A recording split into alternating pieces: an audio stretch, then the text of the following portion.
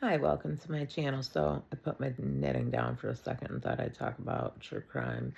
Um, so with Donna having been convicted on all counts, and she'll be going away for the rest of her life, my husband and I've said all the time, we see things very differently, especially criminal justice. He really was against prosecuting her.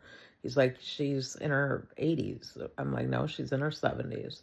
I was like, and she wasn't in her 70s when she committed the crime. And it really doesn't matter. I'm like, if you find a serial killer that's 92 years old and he's got a trail of bodies across the country from 1950 to last week, and there's 300 families who are mourning while I'm making up I'm like, should they not prosecute just because he's 90 some years old? I'm like, no. I'm like, that's ridiculous.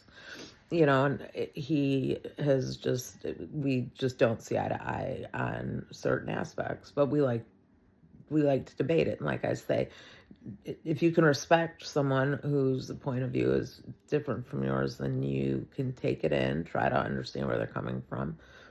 You can reject it. I mean, you don't reject them. You just say, okay, I understand where you're coming from. I don't see it that way, but you listen so you can learn.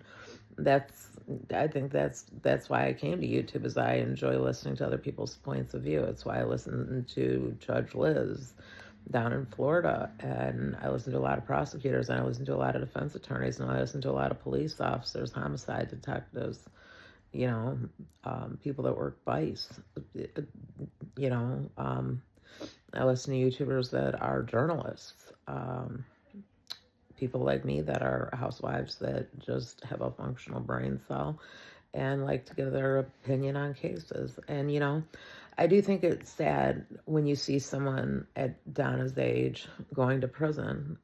I'm not without compassion. Yeah, but I store up most of my compassion for Phil and Ruth and Shelley Markel, who lost their son and with that gunshot wound that ultimately killed him the next day. They lost their grandchildren. And, Shelley, his sister, lost her niece and nephew. I mean, not that they're gone, but their names were taken from them. One of the boys' middle names was changed. And Wendy still is in possession of a Holocaust ring that the family had kept through that. It's one of the only possessions they had managed to keep. And Wendy took that. And who knows if she's even going to give it to the boys. So I don't